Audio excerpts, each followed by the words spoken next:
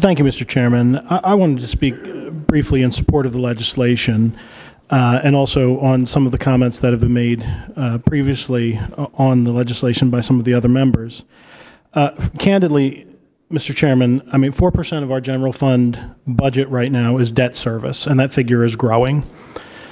And certainly we're paying our debt service. That's a priority. It really has to be the priority before everything else is paying our debt service. But I would suggest, contrary to some of the comments that have been put forward, that our income is not, the taxpayers sending revenue to the Commonwealth, is not supporting our debt as we might think. The Commonwealth has suffered a number of debt downgrades by independent rating agencies over the past several years. These agencies are nonpartisan, and what do they look at when they make these types of rulings? They look at the long-term fiscal sustainability of the Commonwealth. Now, certainly we face many challenges. The pension obligations is probably at the top of the list. But I might suggest, just to bring to the members' attention, is that one of the challenges that we face as legislators is that we are always looking at the next budget cycle. We run on 2-year terms. Those are good things from an accountability perspective. But it at times leads to a short-sighted approach.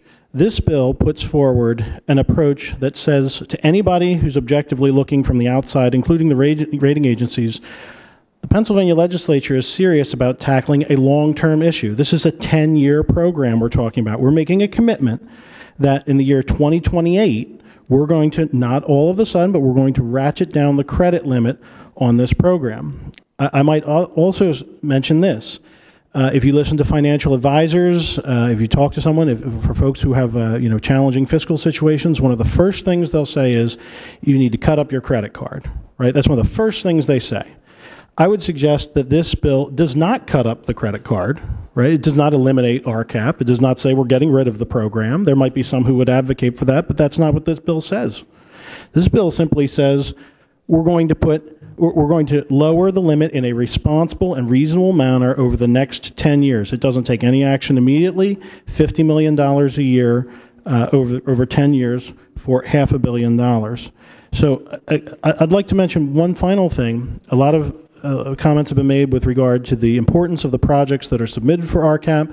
And, you know, what one person thinks is very important might not be as important to another person, but that's part of the legislative process. But I would suggest that simply a de facto admission of inserting a project into RCAP suggests that the legislature is either unable or unwilling to fund the project entirely up front. Instead, we are willing to defer the payment of that project over the next 20 years, which is generally the issuance of a Commonwealth bond. So we're willing to get the benefit of the project up front, but we're willing to let whoever sits in the legislature 20 years from now pay for the bill. That is a fundamental decision that we have to make as legislators. There are times when we need to make those types of decisions. I would suggest that there's a difference between general obligation bonds and revenue bonds. Most of these bonds that we're talking about here would be general obligation bonds, so they are general obligations of the Commonwealth. So with all of that in mind, I would just stress, if the projects are so important and so worthwhile, perhaps we should consider simply adding them to the budget and having an up or down vote on them. Certainly we would save the principal, the interest and fees we would pay on the issuance of debt over time.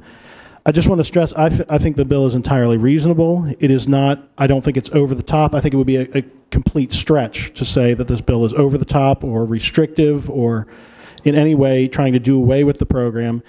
You know, putting a limit of $2.95 billion on a program that has seen significant attention, I think it's fair to say, in the press and from good government groups, I don't think is anything close to abolishing it. I think it's just putting it on a sustainable path moving forward, particularly in light of the fiscal situation facing the Commonwealth. Thank you, Mr. Chairman.